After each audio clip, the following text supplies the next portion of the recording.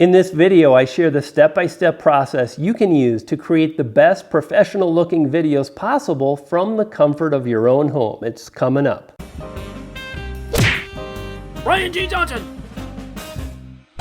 Hey, it's Brian G, and to grow on YouTube, stake your claim and amplify your message. Do that by subscribing, and to really jumpstart your channel, check out my free 40-minute YouTube Masterclass. Link is in the description.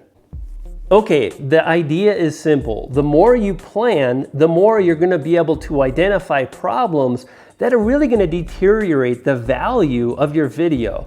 For example, noise, lighting, a messy shot, getting kind of the background to look the way you want, and more. Now the process begins with simply planning out your video.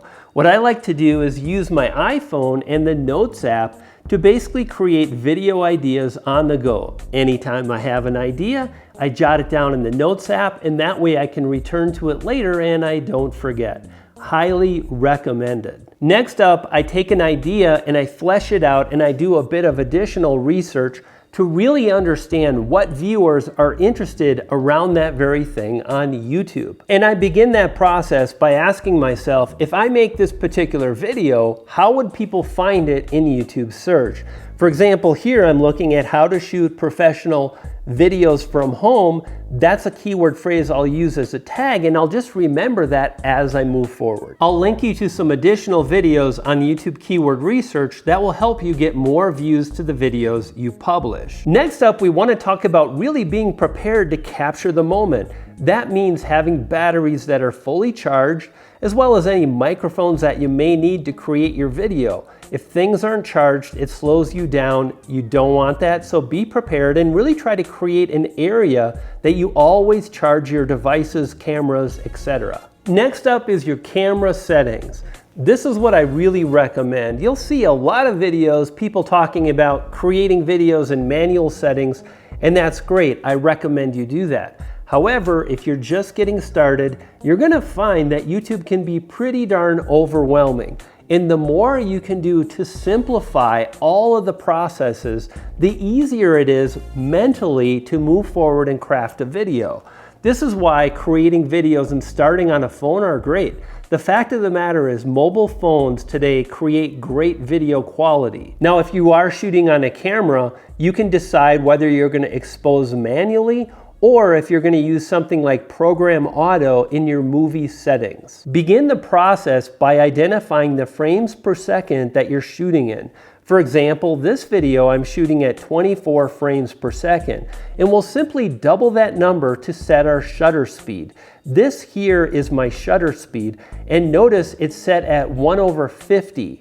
The frame rate is 24, we double that to 48, and the closest shutter speed we have available is 50. And next up is your f-stop. The lower the f-stop, the more light comes into the camera, creating a better looking image. Set the f-stop as low as you possibly can, and this is going to be determined really by the lens that you're shooting on. And lastly is your ISO. Now here's what's important. ISO is helpful in that it brightens up your image, however, at the cost of noise and grain. If you push your ISO too high, your footage will look very noisy and grainy.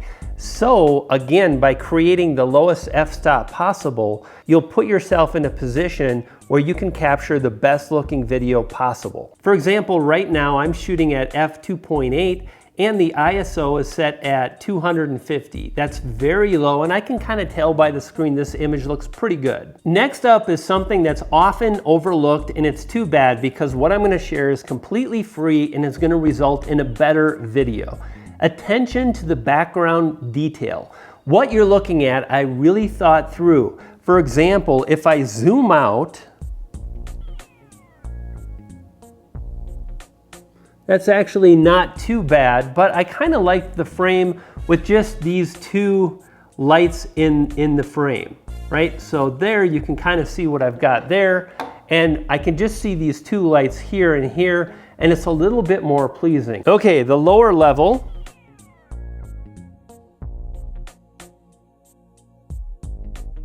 So this is the studio, and I usually like to shoot first thing in the morning.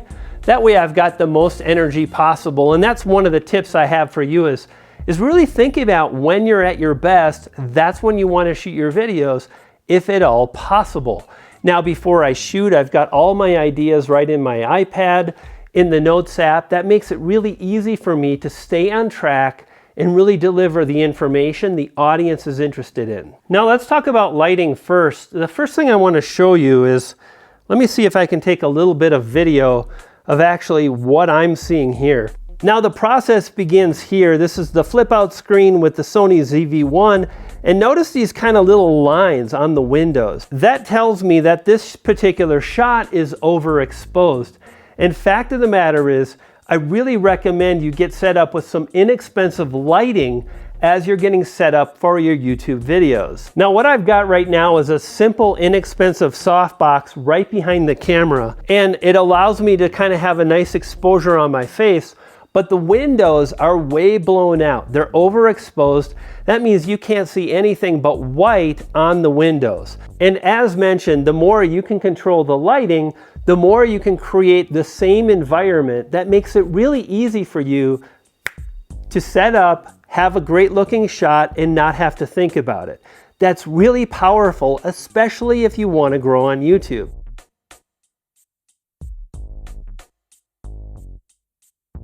Okay, as you can see now, we're no longer competing against the outdoor lights. Let's start to make the shot look more interesting. So what I have in my studio is a bunch of hue lights. They're pretty expensive, but they're cool in that you can control the temperature, you can control the color, the amount of light, etc. Okay, that's kind of it, sort of. Let's get this a little closer. Okay, that's better. Now, I seem to be a bit overexposed. I've got my primary light on.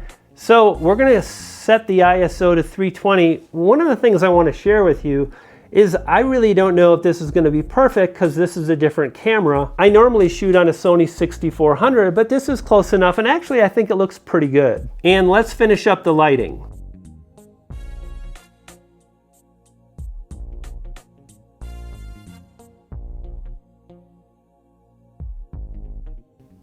Okay, we're getting there. Few more things we want to adjust.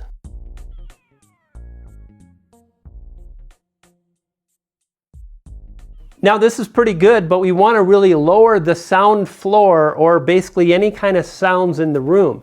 This means the furnace in the wintertime, the summertime, you want to turn that off. And I often turn off my external hard drive because it makes a bit of a humming sound. In fact, you may hear that now. And now it's time to edit.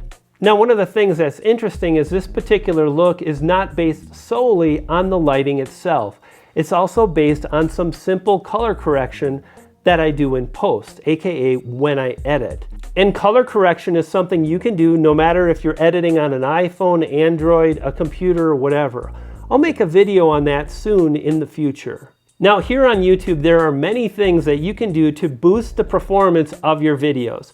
Click and watch the video on the screen now. It'll help you to drive more views, grow your channel, and succeed. Do that and you'll feed a poodle. I've got two and they're hungry.